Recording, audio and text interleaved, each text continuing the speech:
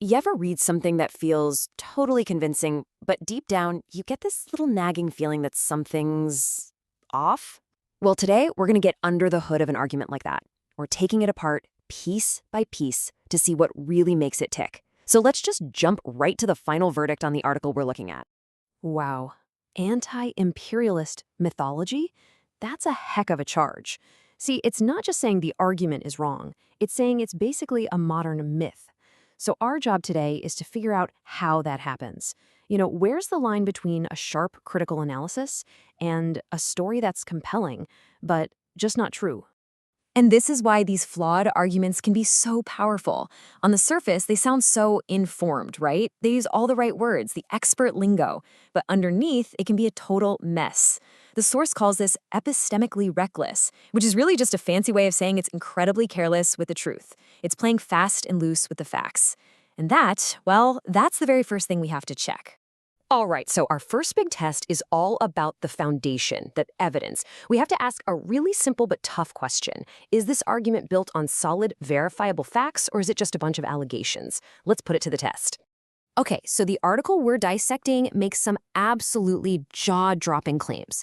I mean, a president kidnapped, his wife seized, dozens of guards killed, and get this, that a former leader's cancer might have been induced on purpose. And these things aren't presented as theories, but as cold, hard facts. So we apply our evidence test. We go looking for confirmation. And what do we find? Nothing. Crickets. Zero independent confirmation from any neutral outside source. And for claims this huge, that kind of silence is a massive, massive red flag.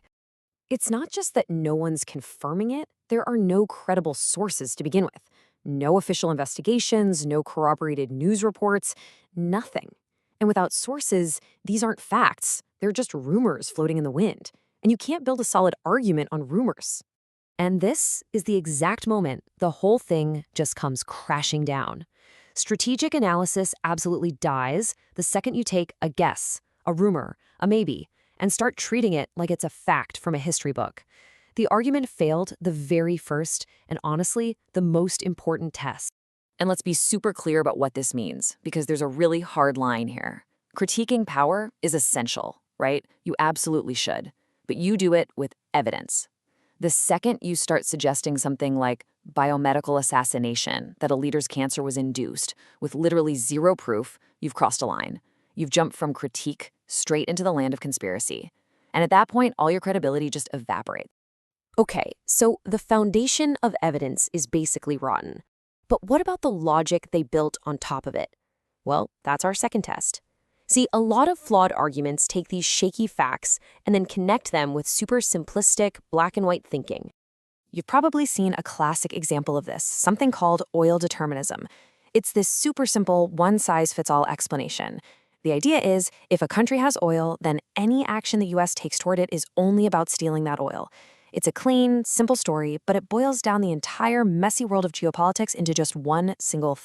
And this really shows you why that doesn't work. The whole "it's all about oil" idea is like trying to use a map from 1953 to navigate the world today. I mean, the reality now is totally different. The US has its own shale boom, Venezuela's oil infrastructure is in rough shape, a military intervention would be economically insane. This simple story just shatters when it hits the hard facts of today. All right, so the next piece of flawed logic is all about the BRICS alliance, Brazil, Russia, India, China, and South Africa. The argument we're looking at basically says that this group is a direct trigger for aggressive US action. But does that logic actually hold up? Let's take a look. No. Not even close. There is this huge gap between the myth and the reality. The myth is that BRICS is this perfectly united anti-American super team. The reality? It's a loose group of very different countries, all with their own interests, no integrated military, and pretty clunky financial coordination. The idea that this group is causing some kind of panic in the US, our source calls that a fantasy escalation.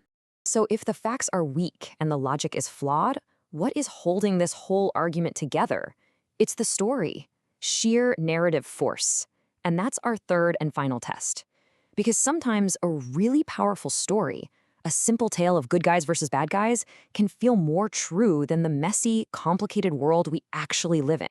So how do you build a story like this? Well, there's a pretty classic toolkit. First, you drop in some emotional anchors, famous historical figures like Simon Bolívar. Then, you try to draw a symbolic line to respected historical movements. And what do you get? You end up with an argument that feels really important and historically deep, even if it has no real connection to what's happening today. The source has a brilliant name for this: memory politics. It's about using the emotions of the past to make a point about the present, instead of actually analyzing the power dynamics of right here, right now. Just invoking history is not a substitute for doing the hard work. And this story-first approach leads to another problem, what the source calls narrative sprawl.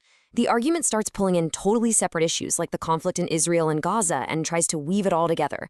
The goal is to create this one huge, evil villain. But the problem is, when you say everything is connected, then nothing is really explained. You just lose all sense of cause and effect. And finally, when the evidence is gone and the logic is broken, the argument falls back on simple mockery, calling a world leader a quack or a handyman. And sure, that might get a cheer from some people, but it's not analysis. It tells you absolutely nothing about institutions, strategy, or the chain of command. It's just an emotional release, not an actual insight. Okay, so we've taken the whole argument apart. We've tested the evidence, we've tested the logic, and we've tested the narrative. Now it's time to put all the pieces back together and deliver that final verdict. This is the toolkit you can use on any argument you come across. So the article's conclusion has one last fatal flaw. It ends on this hopeful note, predicting that resistance will create a nightmare for the US. But this prediction isn't based on any analysis. There's no talk of supplies, capacity, or international support. The source has a great term for this: wish casting. It's not predicting an outcome because the evidence points to it, but just because you really, really want it to be true. So when you get right down to it, what is this argument really doing? It's not trying to explain the world. It's a machine designed to recycle old ideas, treat speculation like it's fact, and mix up moral outrage with actual strategic thinking. Its whole purpose is to build solidarity. And that means, at the end of the day, it's agitational writing. It's designed to get you fired up, not to get you informed. And that brings us to the final scorecard. The diagnosis is pretty clear. Narrative confidence, through the roof. This thing tells its story with 100% certainty.